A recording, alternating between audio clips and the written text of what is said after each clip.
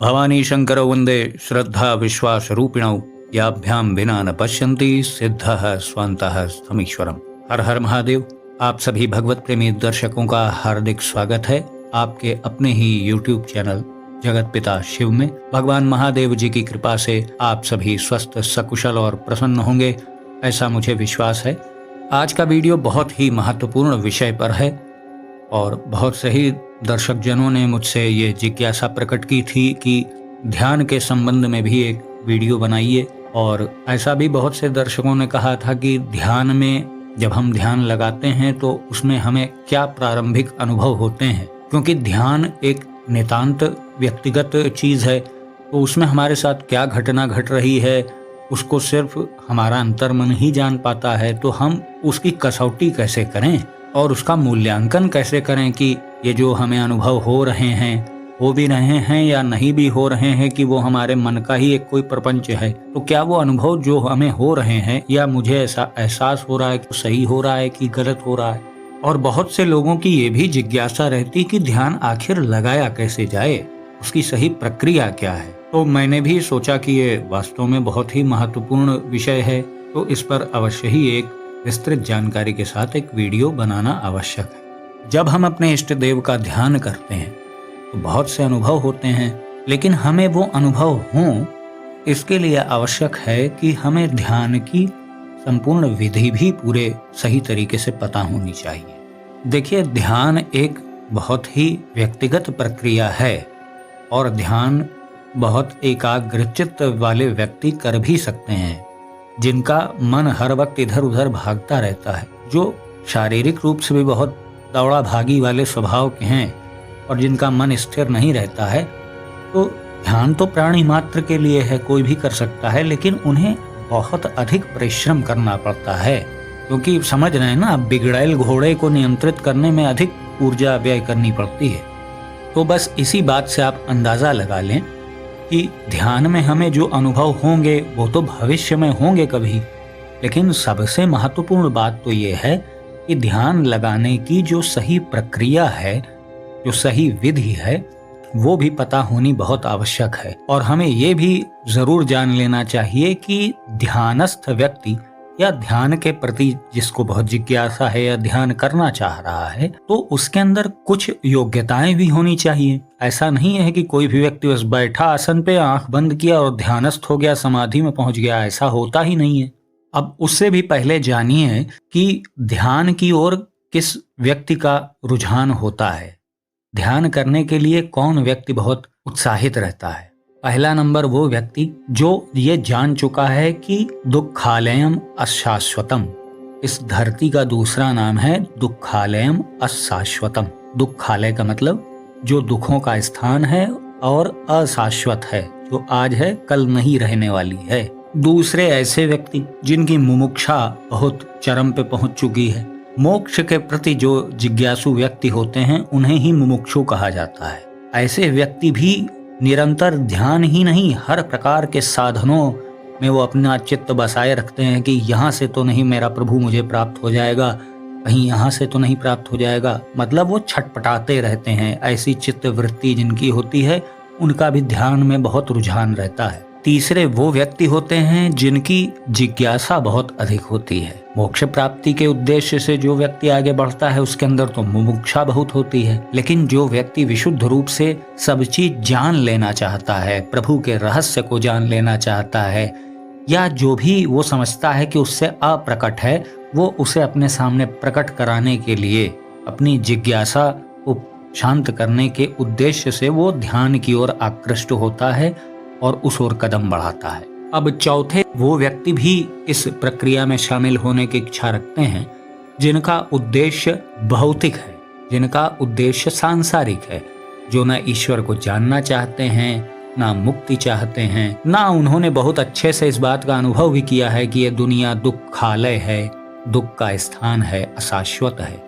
उन्हें ये भी बहुत अच्छे से नहीं पता है। उन्होंने बस ये सुन लिया है कि ध्यान करने से साधक की स्थिति और उच्चस्त होने लगती है। मतलब ध्यान की महिमा सुनने के बाद वो उसका प्रयोग अपने सांसारिक उद्देश्यों से, मनोकामना की पूर्ति आदि, वही सांसारिक जो लक्ष्य होते हैं उनकी पूर्ति में इस ध्यान का प्रयोग करना वो चाहते हैं, कोई गलत नहीं है, सबका अपना अपना उद्देश्य होता है।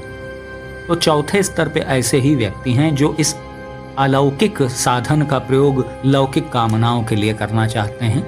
ठीक है, छूट है, उसकी कोई मना नहीं किया गया है, लेकिन ये ध्यान रखें कि जब आप ध्यान करें तो आपका लक्ष्य बहुत विशाल होना चाहिए। ये छोटी मोटी धन दौलत प्रसिद्धि या ऐश्वर्य वैभव के लिए ये कार्य नहीं किया जाता है। ये 4 प्रकार के व्यक्ति ही होते हैं जो ध्यान की प्रक्रिया में आकृष्ट होते हैं और इस ओर आगे बढ़ना चाहते हैं। उद्देश्य सबका अलग अलग होता है, लेकिन मोटे तौर पे यही 4 लोग ही इस ओर आकृष्ट होते हैं। इसीलिए तो दुनिया में बहुत गिने चुने लोग ही ध्यान की प्रक्रिया में सीरियसली लगे हुए हैं। टाइम खोटी करने के लिए तो कोई कुछ भी करे, उसमें मैं कोई टिप्पणी नहीं करूंगा। अब आते हैं इस बात पर कि ध्यान लगाने की सही प्रक्रिया क्या है, जिसमें बहुत लोगों को कंफ्यूजन रहती है। देखिए, ध्यान में बैठने को तो कोई भी बैठ सकता है, लेकिन असल बात तो ये है कि बैठने के बाद हमें ध्यान लगाने के बाद हासिल क्या हुआ। हमने उस प्रक्रिया से कुछ हासिल भी किया या बस कुछ देर आंख बंद करके अंधेरे को देखते हुए बैठे रहे। यदि ध्यान में दिव्य अनुभव होते हैं तो जितने भी लोग ध्यान करते हैं उन सबको दिव्य अनुभव क्यों नहीं होते, या होते भी हैं तो एक बहुत लंबे समय तक उसमें लगे रहने के बाद ही क्यों होते हैं। या बहुत से ऐसे भी तो साधक हैं जो बहुत लंबे समय तक ध्यान करते रहे लेकिन उन्हें कोई चमत्कारिक अनुभव नहीं हुआ। वो पहले भी अंधेरा ही देख रहे थे और आज भी अंधेरा ही देख रहे हैं।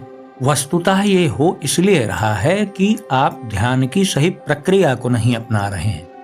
देखिए, ध्यान की जो प्रक्रिया है वो सतत जीवन भर चलने वाली और हर क्षण चलने वाली प्रक्रिया है। ऐसा नहीं होता है कि आप ध्यान में 1 घंटा बैठे हैं तो बस उतनी ही देर ध्यान हो रहा है। उसकी पात्रता बनाने के लिए हमें अपना पूरा जीवन उस पर खपाना पड़ता है। तो मुख्यतः 2 भागों में ध्यान करने की प्रक्रिया को बांट दीजिए। पहली प्रक्रिया जो जीवन पर्यंत हर समय चलेगी और दूसरी प्रक्रिया जो ध्यान के पहले की जाती है। पहली प्रक्रिया जो जीवन भर चलनी है वो मैं आपको बता दे रहा हूँ। उसी में आता है, सबसे बड़ी हेडिंग उसमें वही है, संयमित जीवन शैली। ये प्रक्रिया जीवन भर चलनी है। ये थोड़ी देर के लिए नहीं कि आज ध्यान लगाना है तो 2 घंटा पवित्र स्थिति में रहो भाई, ऐसा नहीं है। आपको जीवन भर संयमित जीवन जीना होगा, तब जा करके ध्यान रूपी फल पकेगा। आप अखाद्य खादन करते हैं, अचिंत्य चिंतन करते हैं, न करने योग्य व्यवहार करते हैं, तो आप ध्यान की प्रक्रिया में आप सफल नहीं हो पाएंगे। ये वही बात हो गई कि चलनी में गैया दुहे और दोष दैव को दे। एक तरफ आप ऊर्जा इकट्ठी कर रहे हैं और गलत आचरण करके उसी एकत्रित ऊर्जा को नष्ट कर दे रहे हैं, तो आप जहाँ खड़े हैं वहीं खड़े रह जाते हैं। तो ध्यान की जो सही प्रक्रिया है उसका पहला अंग है संयमित जीवन शैली। इसको पूरी तरह से अपने जीवन में ढाल लीजिए यदि आपको साधना और ध्यान के क्षेत्र में सफल होना है तो। अब दूसरी प्रक्रिया जो मैंने बताई जो मुख्य है, जब हम ध्यान के लिए उद्यत होते हैं, ध्यान के लिए हम अपने पूजा गृह में आते हैं या जहाँ भी शांत स्थान पवित्र स्थान पर हम ध्यान करते हैं, तो वहां पहुंचते हैं तो उसके पूर्व भी हमें कुछ चीजें करनी होती हैं। देखिए, बाह्य रूप से जो हमारे वातावरण में शांति व्याप्त रहती है, जहां हम ध्यान करते हैं, वहां का माहौल वातावरण अगर ध्यान के अनुकूल होता है तो उससे हमारे भौतिक शरीर में स्थिरता आती है, बाह्य शांति हमें महसूस होती है और उसी के फलस्वरूप मन शांत होता है। यानी स्थिर भौतिक शरीर से मन स्थिर होता है और स्थिर मन ही ध्यान में छलांग लगा पाता है। तो जब हम ध्यान के उद्देश्य से आसन पर बैठें तो हमें सर्वप्रथम अपने श्वासों की गति को नियंत्रित करना चाहिए। हमें प्राणायाम करना चाहिए सर्वप्रथम। इस बात को इग्नोर ना करें। आप एक बार प्राणायाम करने के बाद ध्यान करिए और एक बार बिना प्राणायाम के ध्यान करके आप देखिए, दोनों में बहुत फर्क आपको महसूस होगा।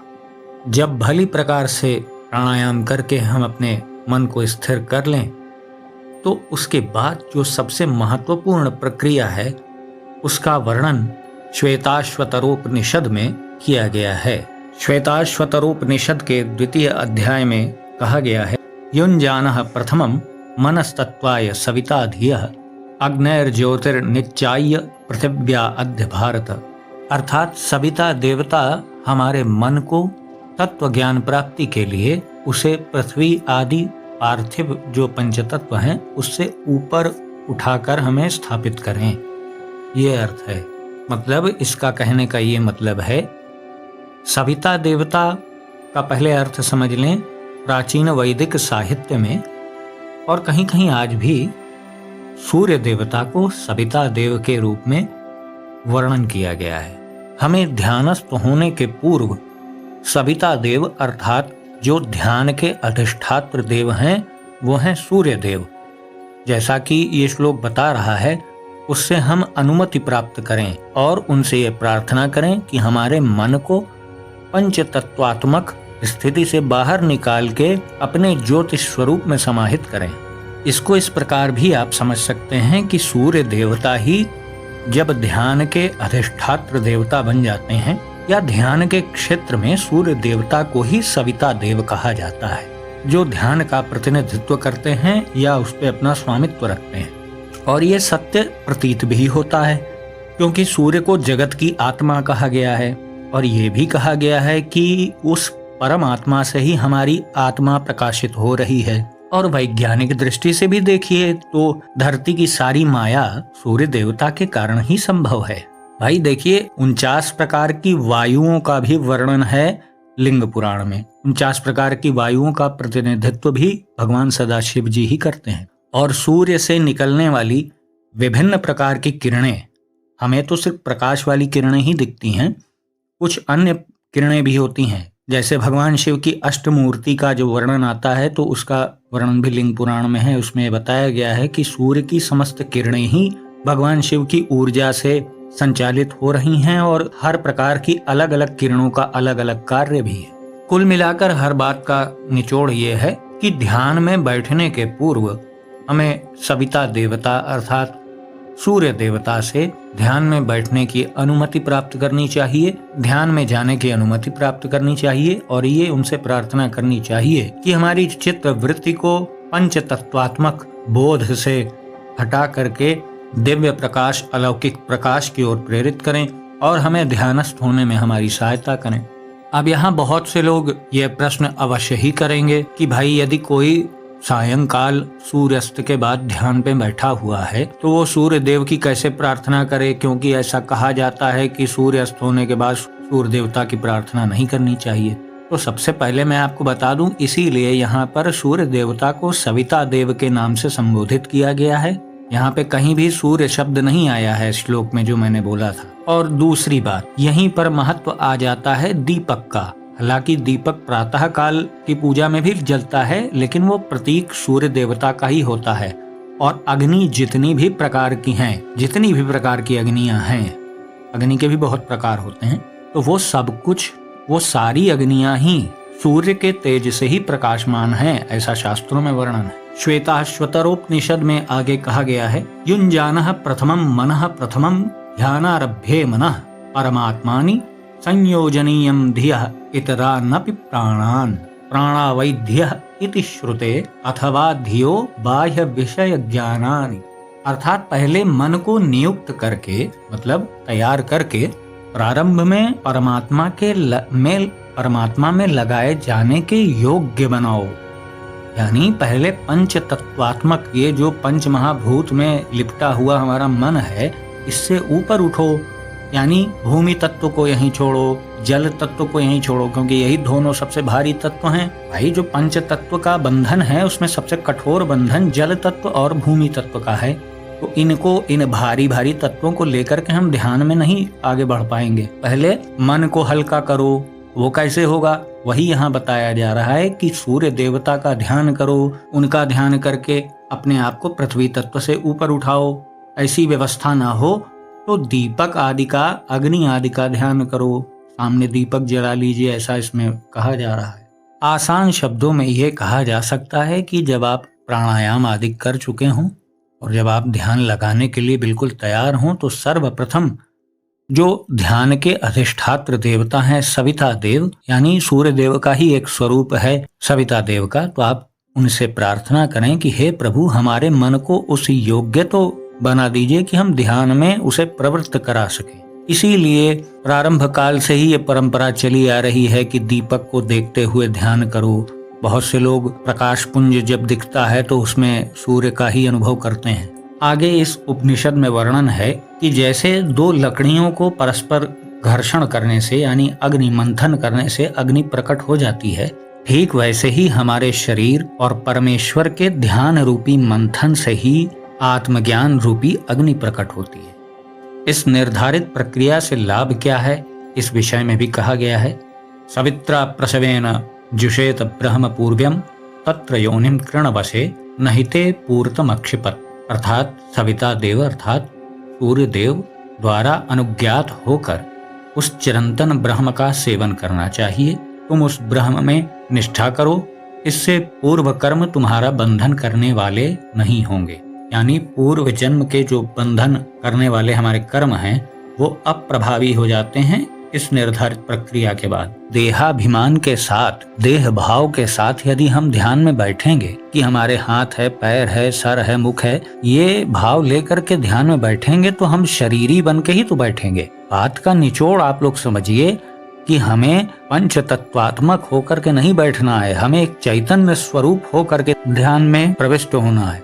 तभी हम शीघ्रातिशीघ्र इन तत्वों से ऊपर उठ पाएंगे। ये दोनों बातें एक साथ कभी नहीं हो सकती। आपका देह भाव भी बना रहे और आपको ईश्वर की प्राप्ति भी हो जाए, ये दोनों कार्य एक साथ कभी नहीं होते। अब इसके बाद यदि हमारा ध्यान सफल होने लगता है तो कैसे लक्षण प्रकट होते हैं उसके संबंध में कहा जा रहा है। निहार धूमार का नीलानलानाम खद्योत विद्युत स्फटिक शशीनाम एतानि रूपाणि पुरः सराणि ब्रह्मण्यभिव्यक्तिकराणि योगे।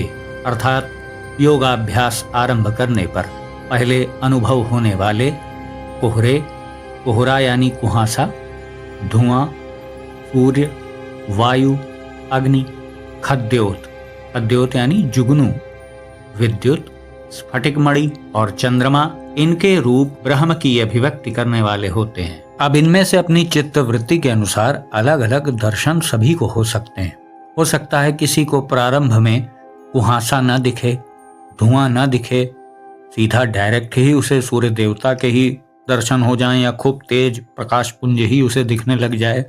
सबका तपोबल अलग अलग है। एक कॉमन चीजें शास्त्रों में भी बता दी गई हैं, उनमें से अपने स्वभावानुसार और तपोबल के अनुसार सबको अलग अलग अनुभूतियां होती हैं, लेकिन होती इन्हीं सब चीजों में से हैं, अलग कोई चीज नहीं। वस्तुतः वो जो प्रकाश हमें दिखता है वो चाहे जुगनू के रूप में या सूर्य के रूप में, प्रकाश पुंज के रूप में, विद्युत या स्फटिक मणि के रूप में, किसी भी प्रकार से वो जो प्रकाश हमें दिखता है ध्यान में, वो हमारी आत्मा का ही प्रतिबिंब होता है। वो कहीं अंतरिक्ष से आ रही हुई रोशनी नहीं होती है। आत्मदर्शन के पथ में जब हम आगे बढ़े हैं तो हमें क्या दिखेगा? जो लक्ष्य है हमारा अपने आप को जानना।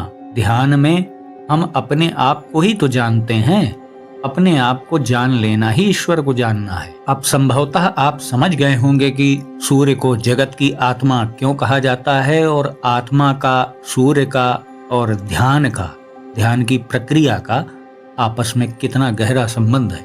ध्यान में वो स्थिति अवश्य आती है जब आप पूरी तत्परता से उसमें लगे रहते हैं तो आपको आज्ञा चक्र पे एक बहुत ही तीक्ष्ण प्रकाश वाला बिंदु अवश्य दिखाई देता है। अब शास्त्रों में अलग अलग शब्दों से उसका वर्णन है, लेकिन एक सामान्य तौर पे मैं आपको बता दे रहा हूँ कि ध्यान सफल होने पर बहुत तेज प्रकाश युक्त एक बिंदु अवश्य दिखाई देता है। अब आगे इसी श्वेताश्वतरोपनिषद में क्या कहा गया है, बहुत ही महत्वपूर्ण बात है, इसे ध्यान दीजिए। पृथ्वी तेजो निखिले समुत्थिते पंचात्मके योग गुणे प्रवृत्ते न तस्य रोगो न जरा न मृत्यु प्राप्तस्य योगाग्निमयम शरीरम। अर्थात पृथ्वी, जल, अग्नि, वायु और आकाश की अभिव्यक्ति होने पर, यानी उसे ध्यान में ये सब पांचों तत्व स्पष्ट रूप से अनुभव हो जाएंगे, या एक तीक्ष्ण, इन सब का सम्मिलित रूप है, एक तीक्ष्ण प्रकाश पुंज दिखने लग जाए और पंच महाभूत योग गुणों का अनुभव होने पर जिसे योगाग्निमय शरीर प्राप्त हो गया है, यानी जिसे वो दिव्य प्रकाश, तीक्ष्ण प्रकाश दिखने लग गया है, तो उसी को योगाग्निमय शरीर प्राप्त हो जाता है। अब ध्यान दीजिएगा आगे, उस योगी को न रोग होता है, न वृद्धावस्था प्राप्त होती है और न उसकी असामयिक मृत्यु होती है। अब यहाँ पर बहुत से लोग कह सकते हैं कि दुनिया में जो लोग ध्यान करते हैं तो क्या वो कभी बीमार ही नहीं पड़ते और कभी उन्हें वृद्धावस्था ही नहीं आती है? तो देखिए, एक आदर्श वाक्य है, ऐसा संभव ही नहीं है। अगर ऐसा होता तो कोई वृद्ध ही कभी नहीं होता और सदा जीवी हो जाता, अमर हो जाता वो। ऐसा नहीं। इस बात का अर्थ यह है कि फिर उसे रोग आदि फिर विचलित नहीं कर पाते हैं। रोग आता भी है उसके शरीर पे तो बस अपनी औपचारिकता करता है, शरीर पे आकर के उसे रोग निष्क्रिय नहीं कर देता है या उसे अपने पथ से भटका नहीं पाता है रोग। और वृद्धावस्था नहीं आती है तो इसका यह मतलब है कि उसका शरीर दृढ़ रहता है। जब उसे विभिन्न प्रकार के रोग नहीं सताते हैं तो उसकी दैहिक ऊर्जा बहुत लंबे समय तक बनी रहती है। इसीलिए आपने देखा होगा कि बहुत से ऐसे साधु संत हैं, भौतिक संसार से दूर रहते हैं, बहुत ही कृशकाय उनका शरीर है, बहुत दुबले हो गए हैं, 10-10 दिन भोजन नहीं करते, लेकिन उनके अंदर अथाह ऊर्जा होती है। अब आगे क्या कहा जा रहा है? लघुत्वम आरोग्यम मलोलुपत्वम वर्ण प्रसादम स्वर सौष्ठवम च गंधः शुभो मूत्र पुरीशमल्पम योग प्रवृत्तिम प्रथमाम वदंती। अर्थात शरीर का हल्कापन, निरोगता, विषयाशक्ति की निवृत्ति, शारीरिक कांति की उज्ज्वलता, स्वर की मधुरता, सुगंध और मलमूत्र की न्यूनता, इन सब को योग की पहली सिद्धि कहते हैं। अर्थात शरीर हल्का हो जाता है। हल्का हो जाने से मतलब आप वजन लेने जाएंगे तो आपका वजन 10 किलो नहीं निकलेगा, वजन उतना ही रहता है, लेकिन शरीर में ऊर्जा बहुत आ जाती है तो अपने शरीर का ही वजन उसे हल्का प्रतीत होने लगता है, यानी बहुत ऊर्जावान शरीर हो जाता है। निरोगता आती है, विषयासक्ति से निवृत्ति, यानी जो कामिनी कंचन में मन भटकता रहता है उससे बचाव हो जाता है। शारीरिक कांति भी उज्जवल हो जाती है, चेहरे पर एक अलग सी आभा दिखाई देने लग जाती है और पकड़ने वाला व्यक्ति अगर होता है तो वो दूर से ही पकड़ लेता है कि भगवत पथ पे चलने वाला व्यक्ति है। उसकी आंखें ही अलग हो जाती हैं, वो बता ही देता है, दूर से ही पकड़ने वाला होगा तो पकड़ लेगा। स्वर की मधुरता, ये बहुत महत्वपूर्ण पॉइंट है। कोई व्यक्ति कितना भगवत कृपा से संपन्न है उसकी वाणी ये अवश्य बता देती है। खाली स्वर सुन के, उसके शब्द सुन के ही आप उसकी मन स्थिति को आराम से पहचान लेंगे। आगे लिखा है सुगंध, यानी उसके शरीर में एक अलग सी सुगंध रहती है। अब ये आप ना समझ लीजिए उसका पसीना नहीं बदबू करेगा, ऐसा नहीं है। सुगंध से मतलब होता है कि उसे स्वयं को ये महसूस होगा कि मेरी, देखिए हर व्यक्ति को अपने शरीर की पसीने की महक का पहचान होता है। हर व्यक्ति अपनी पसीने को आराम से पहचान लेगा। उस व्यक्ति को स्वयं ये महसूस होने लगता है कि उसके शरीर की जो महक थी वो परिवर्तित हो गई है। अब उसे आप महक कह लें, गंध कह लें, वो सब अलग विषय है, लेकिन उस व्यक्ति को जो साधना में अच्छी स्तर पर पहुंच चुका है तो उसे समझ में आ जाता है कि मेरे शरीर में जो पहले महक या गंध रही होगी वो अब बदल गई है। और मलमूत्र की न्यूनता भी हो जाती है। वो इसलिए हो जाती है क्योंकि खान पान नियंत्रित हो जाता है। बहुत ज्यादा वो खाने पीने के चक्कर में पड़ता ही नहीं है ना। जिह्वा की लोलुपता उस व्यक्ति के अंदर रह ही नहीं सकती है जिसे भगवत प्राप्ति की लव लगी हो। तो फलस्वरूप क्या होता है कि उसका खान पान में नियंत्रण हो जाता है, तो मलमूत्र संबंधी क्रियाएं भी कम हो जाती हैं। इन सब को ही योग की पहली सिद्धि कहा जाता है श्वेताश्वतरोपनिषद के अनुसार। इस उपनिषद ने ध्यान के संबंध में जो भी कहा है वो सब अनुभवतीत ज्ञान भी है सभी महापुरुषों का, जो ध्यान के मार्ग में आगे बढ़े हैं और जिन्होंने दुनिया को इसके बारे में बताया है। उन्होंने भी लगभग ऐसी ही बातें बताई हैं। कुछ शब्दों का फर्क हर शास्त्रों में अलग अलग तरीके से है, लेकिन निर्धारित प्रक्रिया लगभग एक ही जैसी होती है।